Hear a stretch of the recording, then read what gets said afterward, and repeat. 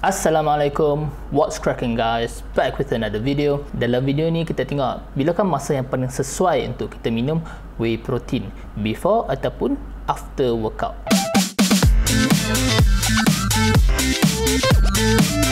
Aku rasa ramai yang pernah dengar tentang whey protein.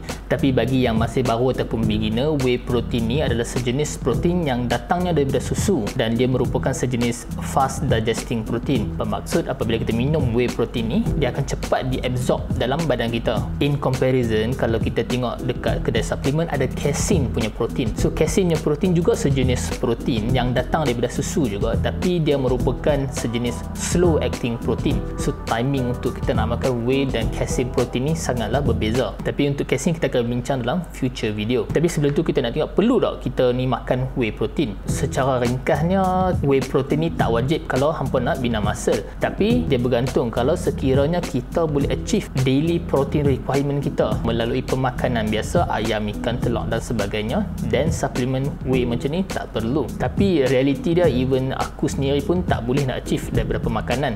So that's why kita banyak guna suplemen macam whey ni. So untuk kita nak kira targeted protein sehari kita tak susah. Kita ambil body weight kita dalam kilo. Kalau contoh macam aku 80 kilo kali dengan 1.6 gram, so akan dapat sekitar 130 gram protein. Nilai 130 gram protein ni adalah nilai yang aku cuba achieve setiap hari. So kenapa nak achieve protein requirement ni? Sebab sekiranya protein tak cukup dalam badan kita, kita buat exercise berat macam mana pun, exercise yang kerap ataupun teruk macam mana pun, muscle kita tak akan grow sebab protein tak cukup. Sebab tu sangat penting kita tahu berapakah targeted protein sehari kita dan kita cuba achieve. Jadi kalau kita ikut kajian, kalau kita minum sekurang-kurangnya 25 gram protein selepas resistance training ataupun exercise yang angkat berat, protein ni dia boleh tolong recover badan kita selama 10 jam post workout, berbanding kalau kita tak makan apa-apa langsung. Sebab tu actually makan selepas workout sangat penting. Banyak orang aku jumpa lepas dia exercise, dia lari ke, dia buat gym punya training, dia kata dia tak mau makan. Dia kata, rugilah, penat lah aku buat training semua kan, lepas tu nak makan pula, rugi dia kata.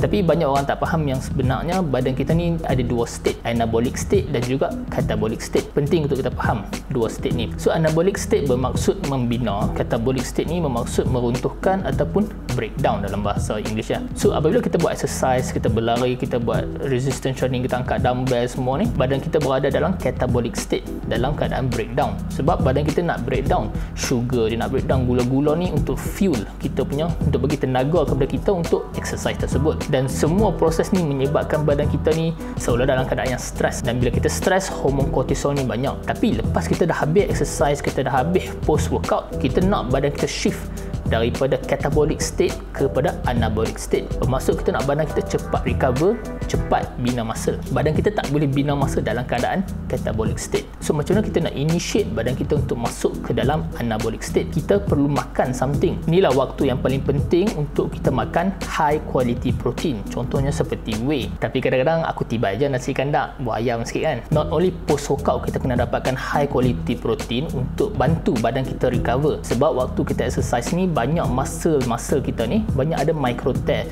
So tanpa protein yang cukup, badan kita tak boleh recover dan otot kita tak boleh membesar. So pro tip untuk kita bancuh protein, sebelum nak masukkan tepung protein tu, masukkan air dulu dalam shaker tu. Kalau kita masukkan tepung dulu, lepas tu bawa air, especially kalau mass punya protein, mass punya protein dia lebih lekat. Tepung protein yang kat bawah shaker tu dia akan melekat dengan botol kita. Lepas tu air dekat atas, so memang messy dan tepung tu dia tak akan larut dalam air lah. Kalau whey protein boleh gagah lagi.